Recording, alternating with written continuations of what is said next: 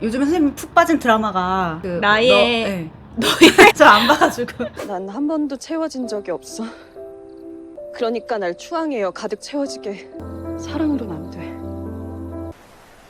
추앙한다.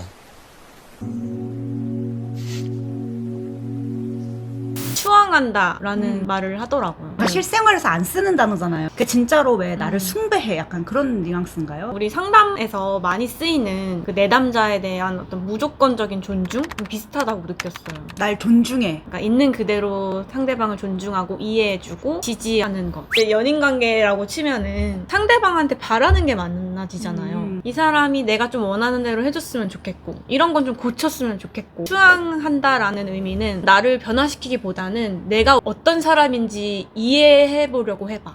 근데 생각해보니까 그런 추앙하다는 거랑 가장 유사한 경험을 했던 거는 그냥 뭘 내가 잘 해냈을 때, 뭔가를 내가 증명해냈을 때, 좀 그런 비슷한 경험을 했던 적이 있었던 것 같긴 해요. 근데 그런 것들은 대체로 조건적인, 너가 이걸 했으니까 내가 이걸 줄게. 교환적인 거였지. 어떤 무조건적으로 나를 추앙해주는 어떤 누군가. 그런 느낌을 받아본 거는 뭐 손짓 떠오르진 않네요.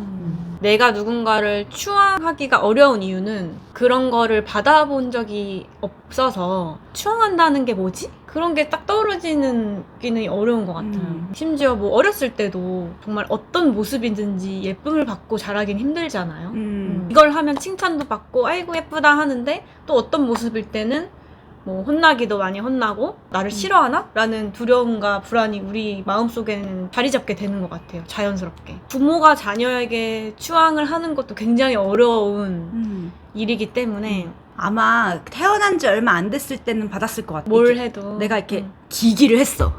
그럼 이제 추앙이 왔겠죠? 오, 너무 잘했어. 애기들이 그 거대작이 있잖아요. 아기 때 전지전능감을 느끼는 거. 내가 조금만 이렇게 한번 빵긋 늦어지니까 막 다 웃음을 터뜨리고 이런 것처럼. 그러니까 그때가 마지막 기억이 아니었을까 싶네요. 근데 이제 어느 정도 크면은 내가 요것만 해도 막 다 주변에서 나를 우러러보고 잘했다고 해주고 이런 게 사실 객관적이지 않다는 걸 깨닫잖아요. 아, 나 알고 보니까 나의 이런 능력은 누구나 다 갖고 있었던 거였네? 자기를 객관화하게 되는데 그러면서 자기를 추앙하는 그런 것도 좀 사라지는 것 같아요. 나 자신을 알아가는 과정이 돼야 되는데 내가 나를 알려고 하는 노력이 그냥 남의 기준에 맞춰져 버리는 거죠. 사회에서는 이런 걸 잘해야 인정을 받고 칭찬을 받고 좋은 직업을 가질 수 있는데 이러면 못하잖아. 이러면 남들보다는 별로네. 진짜 나를 알아가는 느낌보다는 외부적인 기준에 맞춰서 스스로를 계속 비교평가를 하게 되는 거예요. 그러면 우리한테 필요한 거는 좀 어떤 걸까요? 선생님이 말씀하신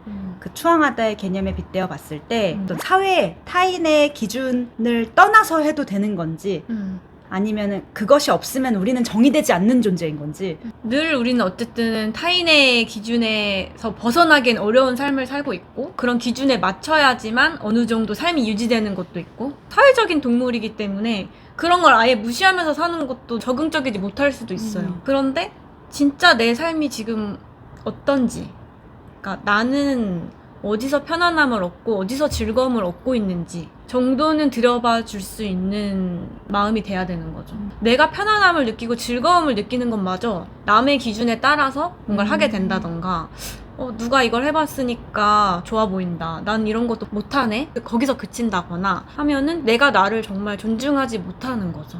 내가 어떤 점에서 편안함을 느끼고 즐거움을 느끼는지를 알고 싶어 하지도 않을 때 그런 상태는 약간 자포자기의 상태일 것 같기도 해요. 중요하지가 않아진 거죠. 그게 가장 중요하잖아요. 내가 행복해지고 내 인생의 어떤 중심이 돼서 살아가려면 내가 어떤 사람인지를 알고 어떤 부분에서 편안함을 느끼고 즐거운지를 알아야 힘든 일이 있어도 이런 상태를 내가 만들면서 중심을 잡아갈 수 있는 건데 결국에는 남을 추앙할 수 있는 능력도 내가 나를 추앙해야지만, 그러니까 이게 뭔가 상호 영향을 있는 것 같아요. 남을 추앙하다 보면은 나 자신도 내가 이렇게 남을 존중할 수 있는 사람이구나 하고 더 좋은 영향을 받기도 하고 내 자신이 중심이 잡히면 남을 또 추앙할 수 있는 여유가 생기고 지금 당장의 내 모습이 마음에 안 드는 분들이 있을 수가 있어요. 손석구 같은 경우는 알코올 중독자였잖아요. 내 모습이 지금은 적응적이지 못하지만 내가 왜 이 모습을 또는 이 행동을 하고 있을지에 대한 이해를 해주는 거. 이거를 그냥 바꿔라. 술 먹는 거 나쁘니까 먹으면 안 된다라고 이제 얘기를 하는 것보다 너가 왜 이렇게까지 이제 술에 의존할 수밖에 없게 된 과정을 이해해 주는 게 그 사람을 변화시키기 위한 가장 첫 단계인 거죠. 그게 추앙의 첫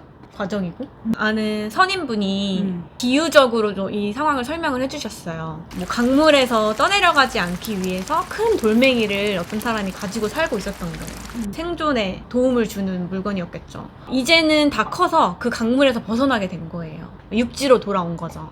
근데 이 돌멩이를 놓을 수가 없는 거예요. 내 생존에 너무 필요했던 거기 때문에. 다른 사람들이 보기에는 무거운데 왜 들고 다니냐. 빨리 돌멩이 빨리 버려라. 근데 그 사람의 인생을 들여다보고 관심을 가진다면 이 사람한테 이 돌멩이가 얼마나 소중한 것이고 얼마나 살기 위해서 애써왔던 것들인지가 그 돌멩이에 다 포함이 된 거죠. 그 사람에게 우리가 해줄 수 있는 추앙이란 너 이 돌멩이 들고 오느라 너무 힘들었겠다. 이게 너한테 이렇게까지 소중한 거였구나. 너는 그래서 아직도 이거를 못 놓고 있구나. 그런데 이제는 내려놓아도 돼. 괜찮아. 그 돌멩이에 많은 게 들어갈 수 있을 것 같아요. 손석구한테는 뭐 알코올이 들어갈 수 있을 것 같고 그 알코올 때문에 버텼을 수 있으니까 어떤 상황에서는 그 돌멩이가 폭력이 될 수도 있을 거고 남한테 먼저 내가 공격을 해야 난 살아남았어 라는 환경에서 벗어났을 때 세상에 대해서 되게 비판적이고 냉소적인 시각을 갖고 사는 사람들도 어떻게 보면 내가 더 이상은 상처받고 배신당하지 않기 위해